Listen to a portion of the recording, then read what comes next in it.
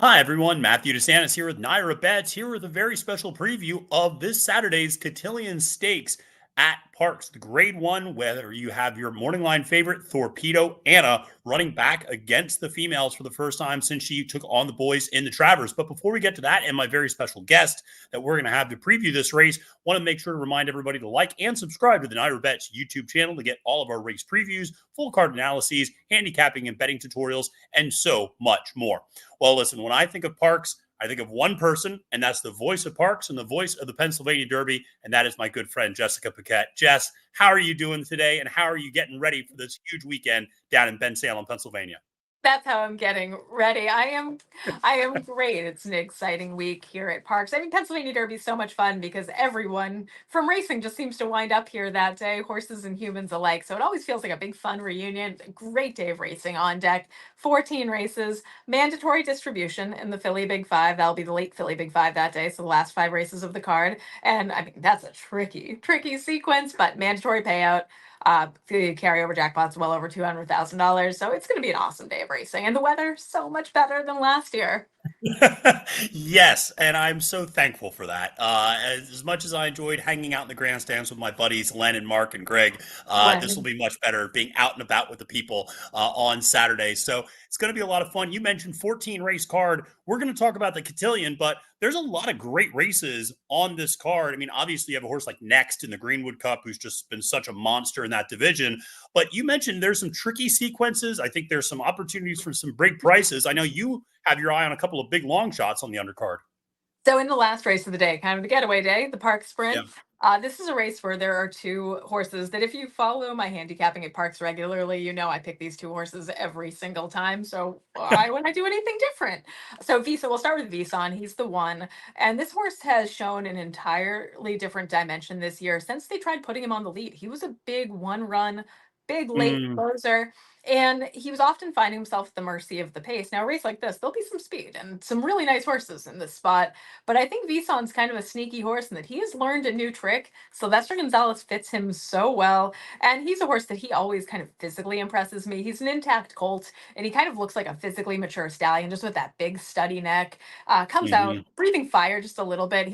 I've seen his trainer, Ernesto Padilla Preciado, gallops him. And I know he can be a little strong and a little tough to gallop as well. But he's one. I really like him. And then big long shot, huge long shot, Praetorian Guard, number 8. This is a horse I think I just am very stuck on a couple of his races from last year that were so good. And I think Lou Linder Yeah. is too. Lou and I were chatting about this horse today, and Lou's been as disappointed in him as I have been in his last couple of races because I just keep thinking, of course, that horse is still in there. It's still in there. It has to still be Yeah. in there.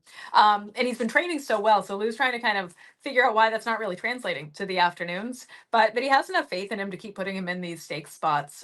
That's enough for me. I would not discount this horse at 20-1. Gets Florent Giroux aboard as well, which, when you draw some of those big name riders, that can't hurt. Especially in the bailout race too. I mean, sometimes you see those jockeys kind of as soon as the grade ones are They have done, a it's like, flight all to right, see catch. you later. I got to catch a flight to get to Charlestown on the late card or something like that. And for Flo to stick around for that last race, I think is notable on a big long shot. So, well, listen, let's talk about the first of the two grade one races on the card, and that is the grade one Cotillion going a mile and a 16th for 3-year-old fillies on the dirt. It's a field of 8. Which I have to give credit to John De Silva, who got the 7 other horses to run against Thorpedo Anna, because she is your overwhelming 4-5 favorite in this spot, coming off of a monster effort in that Travers, coming up so close and almost beating Fierceness that day. Um, Jess, I guess we have to obviously start with Thorpedo Anna. Are you worried about any sort of a bounce off of that big effort, or does she just kind of stand heads and shoulders over this field? The bounce is such kind of a funny theory, right? And there are some horses you see regress physically after such a big performance. It can take a lot out of them. But by all accounts, and it's the beautiful thing about Kenny sharing so much of her Yes. training with everybody, right? Is we've seen how she's come out of her races. We have seen how she's trained. So I think if anyone who has eyeballs can see that this horse, you don't have to be a great student of horse flesh. Like, she didn't bounce. She came out Yeah. stronger than ever. And this is that time of year with these 3-year-olds where you see them either make that next step forward physically or they start to wilt after a hard Mhm. campaign. And she looks like she's thriving. She did really does, and you're absolutely right. I mean, my colleague Kaylee Shapiro, and I was talking to her about this on Monday in her early preview. She even said she goes, "I think she looks better now than she did before the Travers." I mean, she just continues to put on good weight, get a little bit bigger, and that's one of the things we always have to pay attention to after those big efforts. Sometimes, notably, a horse like Fierceness sometimes takes a little while to put weight back on occasionally, and you just see that from different horses. Like you said, they all react a little differently from those big efforts, but yeah, she's working out fantastically. And God bless Kenny for all this transparency. I mean, you absolutely know how this horse is doing just about every single day on social media. So it's a lot of fun. I made the comment that if you took her out of this race, I'm not sure who I would know who to pick to win. Because I feel like it's a really evenly bunched group behind them. And I think you could go in a couple of different directions for exacta plays or trifecta plays to get prices. I'm interested outside of Thorpedo Anna, who are some of the other horses you're really interested in this spot? I'm interested in Sidamara. I think she just has a ton of upside after that last race. Like if you like Power Squeeze at 4-1, you kind of have to like Sidamara at a bigger price. And I'm not that sold on Power Squeeze necessarily, but Yeah. Sidamara looks like a horse who's getting better and better. And she had an excuse last time out. She really didn't come out of the gate all that well and showed a lot of heart and a lot of talent. She just lost by nose, galloped out really strongly. I just think this is a filly who's going to turn into a really good second half of the year horse or a good 4-year-old. Yeah, I agree with that. I Citamaro was one I had my eye on as well underneath. The other one I kind of was drawn to was Scalable at 10-1 for Todd Pletcher. This one impressed me in that Monmouth Oaks because the horse really closed behind pretty moderate fractions and came from off the pace that day, went wide with Paco Lopez. And I just thought, looked, I'm always impressed when horses can close into a less than ideal pace scenario. It's one thing to close into, 110 and change. It's another to close into 113 and change. And to be able to do it wide, I just thought maybe at 10-1, there's a little bit of value deeper underneath in some of your exotics. But I know Mark Hennig is obviously high on somebody like Gunsong with Johnny Velasquez aboard, a horse that won the Black Eyed Susan and is looking to back that up. And I feel like she's a horse that just, filly that she doesn't always get the right trip and turn. She needs to be forward. And when she's not forward, it's kind of not her game. So it's some other horses in here that I just think are interesting. Obviously, Tarifa, you mentioned Power Squeeze. I'm also not entirely sold on her. Any other thoughts on some of the other ones in this field? Well, I do give Gunsong a little bit of attention here. She has a race over the Yeah. surface, which definitely doesn't hurt. She was much the best in the Catherine Sophia, and I'm not sure necessarily what she beat that day. And I mean, we know I'm like the biggest John Velasquez fan, so that's I just he'll give her the ride that she needs. I've always had faith in him on a big day.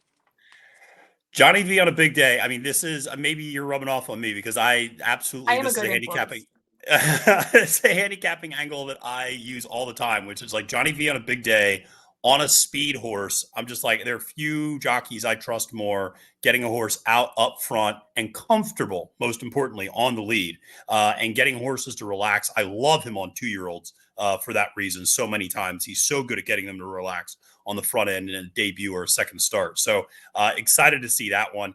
But listen, is this just as simple? We talked about that mandatory filly pick 5. Is this as simple as singling Thorpedo Anna and just moving on to the next race? I'd be pretty comfortable doing so, yeah. Yeah, listen, it's going to be a great day. And I guess my final question about this, as it relates to Thorpedo Anna, her next stop will be that distaff in the Breeders' Cup in all likelihood, taking on older mares, fillies and mares. Do you see her still as being potentially a favorite in something like the Breeders' Cup Distaff, or do you think a horse like Idiomatic or a horse like Raging Sea or a horse, some of these other fillies and mares out there, do you think some of the older horses in this division can give her a run for her money in that spot? So I have a long-winded theory here. I Um, love it. this is and you this will reframe how you look at fillies and mares. I think there are, we all know, horses become mares officially at 5 years old, right? They're a Right. filly until then. I think there are some horses who always have mare energy. Mm, Um, like Malathat was always a mare. Oh, yeah. she was never Zenyatta was a mare. She was never like a little girl. Like she was a mare. And, Yeah. and people who are like work with horses understand like mares have a different vibe sometimes. Whereas like to me, Rachel Alexandra, and to take nothing away from her, she was always a filly. I think even Yeah. now as a grown up, she's still a filly to me. There's still something so. So this is just one of my kind of weird horse girl theories. Idiomatic is a mare. She is a Yes. mare. She is a mare. Thorpedo Anna might be. I think she might be a mare too. She might be a big kind of mare type of horse too.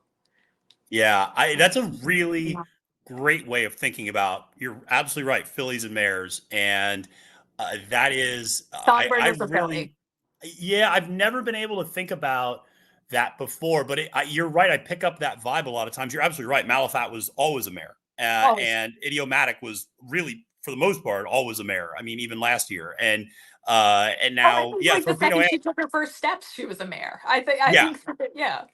and Torpedo Anna, one of the things I'll say is I remember seeing Power Squeeze and the Alabama field on Saturday, and then seeing Torpedo Anna school in the paddock the next day on Sunday. And I thought, those two animals don't look like each other. Like, I mean, she's just bigger and she's just more physically developed and she has an energy. You're absolutely right. And you saw it in the Travers. I mean, she has that energy that you want to see from a big time horse in a big time race. So it's going to be a lot of fun. I think she's going to put on a show for the folks in Ben Salem. Going to be a lot of fun. Jess, thank you so much for coming on and previewing the Cotillion with me, talking a little bit about some of the other races on the card. And when do things kick off? What is it like 10:30 in the morning? It feels like it's the first race on I mean, Saturday. pretty When much do things start? 11:35. So it's an early day and a late day. With 14 races. So stay hydrated, everybody. It's a marathon.